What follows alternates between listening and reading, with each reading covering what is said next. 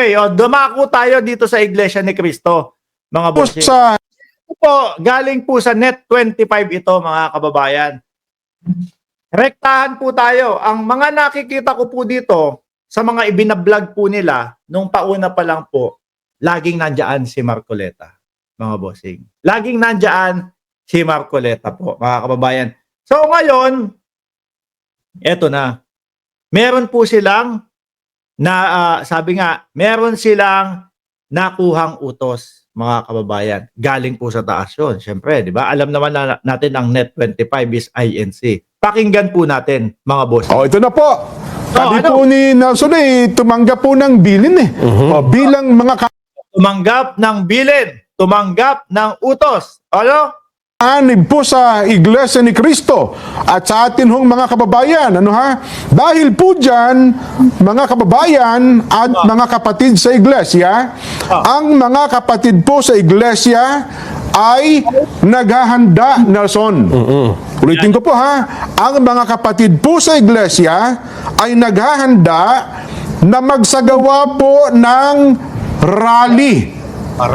Magsagawa po ng rally upang ipahayag sa lahat ng mga kinauukulan na ang Iglesia ni Cristo ay pabor.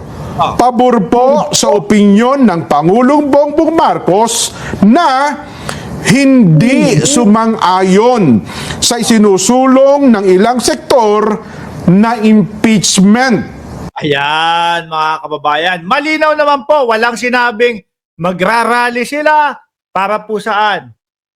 Para pabagsakin ang ating Pangulong Bongbong Marcos. Wala pong sinabi na sasali sila sa mautog. Magkakaroon po sila ng rally, mga kababayan, para po suportahan o back upan yung sinabi ng ating Pangulo na ano po, mga bossing, na wag na nating wag na nating intindihin yung impeachment na yan.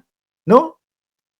Wag na nating unahin yung impeachment na yan. Kasi napakadami ng problema ng bansa. Which is, yun po ang sinabi ng ating Pangulo. Karamihan po, mga kababayan, no? Karamihan po, mga kababayan, sumusuporta sa Pangulo, sabi, oo nga, tama nga naman din si PBBM dun. Unahin na lang talaga yung pagtatrabaho sa bayan. Unahin pa angatin, unahin payamanin ulit. No? Ilagay sa tuktok o sa tugatog ang bansang Pilipinas. Yun naman po ang dahilan ng ating Presidente Marcos, mga kababayan.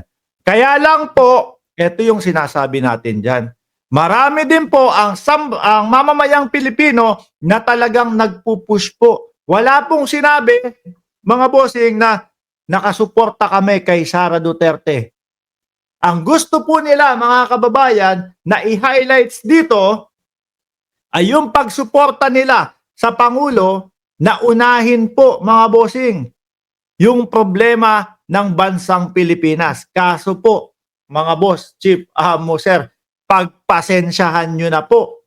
No?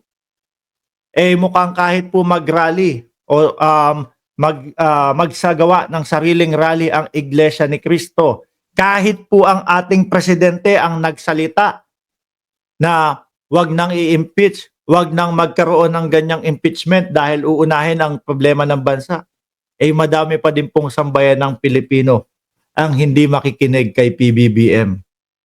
Ano? Dahil madami po na nakikita na ebidensya para po ma-impeach ang ating vice-presidente.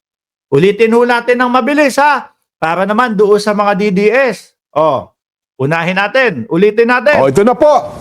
Sabi po ni Nelson tumanggap po ng bilin bilang mga kaanib po sa Iglesia ni Cristo. At tumanggap sila ng bilin. Uutay-utayin ko para naman talagang pumasok sa loob ng utak at kukote ng mga DDS. Sa atin hong mga kababayan, dahil po dyan, mga kababayan at mga kapatid sa Iglesia, ang mga kapatid po sa Iglesia ay naghahanda, Nelson.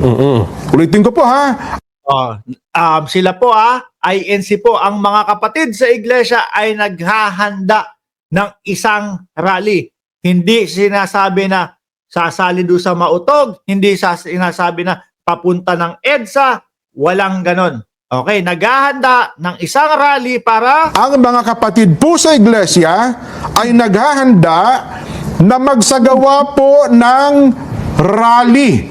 oh, Magsagawa po ng rally. kumbaga, meron silang sariling rally, mga kababayan. Hindi doon pagsali o pakikiisa doon sa EDSA nila. Yung sa EDSA po kasi nila, yung sa mautog po kasi nila, mga bossing, pagpapabagsak po ng gobyerno ang layunin nun. Siraan po ang gobyerno ang layunin nun. Magkaiba po ang pakay ng iglesia at nung pakay ng mga DDS, mga kababayan. At isa sa nakikita ko, kaya mismo nilinaw nila, magsasagawa kami ng rally, mga kapatid na iglesia. Hindi sinabing sasama kami doon sa rally sa EDSA. 'Di ba? Kasi po nakikita nila puro paninira lang po sa ating presidente 'yun. 'Di ba? Sumusuporta sila doon sa panawagan po ng pangulo na wag nang ituloy o wag nang maghain ng impeachment para kay Sara Duterte.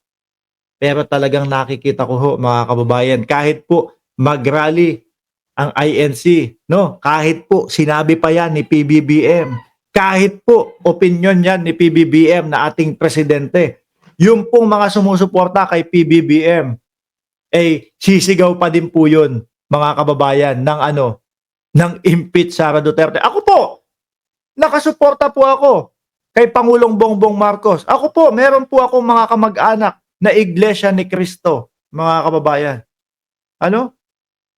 Kahit nakikita ko, mga kamag-anak ko, sabi, wag na lang ituloy yung impeachment. Sabi ng aking Pangulo, wag ituloy yung impeachment, wag na magganon-ganon. Kasi unahin na lang yung unahin na lang yung pagresolba sa mga problema ng bayan. Hindi po ako makikinig, mga kababayan. No? Madami po sa mga pro-BBM, madami po sa mga pro-government, kay sumusuporta kay PBBM, mga kababayan. Na kumbaga, pasensya na po Pangulo, hindi po kami makakasunod doon sa inyong panawagan. Iuusig, itutulak pa din ho namin ang impeachment kay Inday Sara Duterte dahil madami talaga kaming nakikita, no? Na yung mga nagawa niya po, kagaya na lang na hindi maipakita, maipaliwanag kung saan nagamit yung pera ng bayan. Di ba? Tuloy. Upang ipahayag sa lahat ng mga kinauukulan na ang Iglesia ni Cristo ay pabor. Pabor po sa opinyon ng Pangulong Bongbong Marcos. Yan, pabor sa opinyon ng Bongbong Marcos, ni Pangulong Bongbong Marcos. Hindi sinabing pabor kay Sara Duterte. Papabor talaga kay Sara Duterte yon, mga bossing. Kaya lang, ang reason naman po ng ating Pangulo, unahin yung mga problema ng bayan. Which is, kaya po sila sumuporta sa sinabi ng Pangulo dahil yun po yung gusto nilang mangyari. Unahin ang problema ng bayan. Na hindi sumang-ayon sa isinusulong ng ilang sektor na impeachment. Dahil maraming problema ang ating bansa na dapat pong unahin ng ating pamahalaan. Yan po yung panawagan ng ating Pangulo, mga bossing. Pero sabi nga po ng House of Representatives, no? Pag may mga naghain, which is meron na po talagang naghain, mga kababayan, ngayong araw, no? 75 yung naghain, mga bossing. Pag may naghain, hindi pwedeng hindi namin tatanggapin itong mga ito. Hindi pwedeng hindi namin papapasukin sa House of Representatives ito at hindi sila dinggin, mga bossing. So, yung opinion po ng Pangulo na binaback-upan po ng Iglesia ni Cristo, mananatiling opinion po yun. Mananatiling opinion po yun. Ang pakikinggan pa din po yung reklamo ng taong bayan at yung inirereklamo nila na nalustay daw po ang pera ng bayan. Ayun. Which is nilinaw din po ng House of Representatives yan, mga kababayan. Mm. Ang Iglesia ni Cristo po ay para sa kapayapaan. Oh, yan, para sa kapayapaan, ha? Ayaw namin, no? Ayaw po natin sa anumang uri ng kaguluhan na manggagaling sa kanino mang panig. Oh, sa kanilang galing naman lagi yan, eh. Inumpisahan nila yan nung nasisilip na po yung mga ginawa nilang kalokohan nung sila ay nakaupo ho, di ba? Sabi ni Janelle Vanderhurst, come to think of it, kung impeachment, alanganin ang resulta sa Senado, marami dun maka-Duterte. Kung plunder naman sa Supreme Court, andun si Martires. Kumbaga, not the right time. Maybe after election. Ngayon pa lamang po, mga kababayan, ay nag-uorganisa na po ang mga lokal sa buong iglesia para magkaroon ng mga malalaking pagtitipon. Nason, para ipakita po at ipahayag, ito pong binabanggit namin na pabor kami sa opinyon ng Pangulong Bongbong Marcos na no to impeachment. Dahil Oho, mga kababayan, pabor sila sa opinion ng Pangulong Bongbong Marcos na no to impeachment. Hindi solid Sara Duterte. At meron silang sariling pagtitipon. Meron silang sariling rally, mga bossing. Hindi sasali doon sa Mautog, hindi sasali doon sa EDSA, hindi sasali doon sa pagpapabagsak ng gobyerno ng Pilipinas, mga bossing. daming ang problema ng bansa, hindi ba? Ang dapat po nating unahin, ang problema ng bansa na mas malaki. Yes. Hindi Oo. po ang impeachment. At dapat maintindihan Kaso baka problema din kasi, di ba?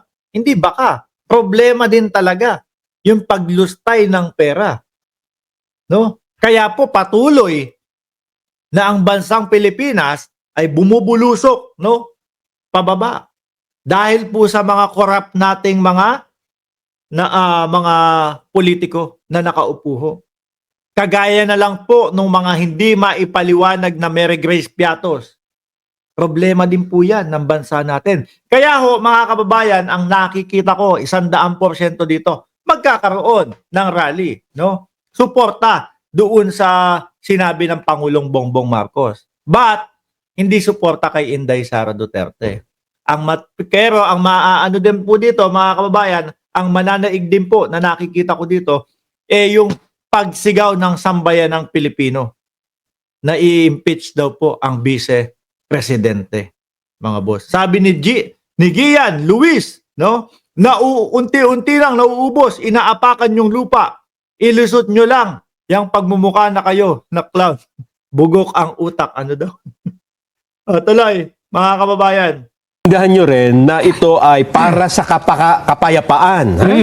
At hindi para sa anumang kaguluhan na posibleng manggaling kahit sa anumang panig. Ha? Tama. Dapat yun ang maintindihan natin. Wala tayong pinapanigan, kundi yung pagkakaisa Oo. at Yun po.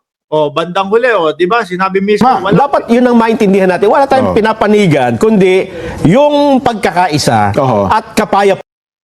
Yung pagkakaisa, walang pinapanigan at pagkakaisa. Kaso po, sambayan ng Pilipino, no? Mas madami po yung nagsasabi, mga boss. Pasensya na po, INC. Mas madami pong nagsasabi, no? Na i-impeach po ang vice-presidente. Pero po, ang nakikita ko dito, mga boss chief amo, sir, no? Ang nakikita ko po dito, sasakyan po ito nung mga DDS, which is, ayan po, yung sinasabi nyo na nga po, pine-fake news na po nila, no? Malamang sa alamang po, makikisama dito yung mga DDS. No?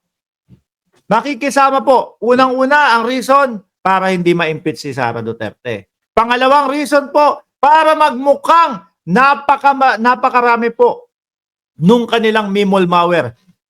Sa umpisa pa lang po, na ipalabas natin, mga kababayan, itong kanilang ibinabalita, no? Nakita na po natin ang pagkakaiba nung mimol malware po nung mga DDS, no?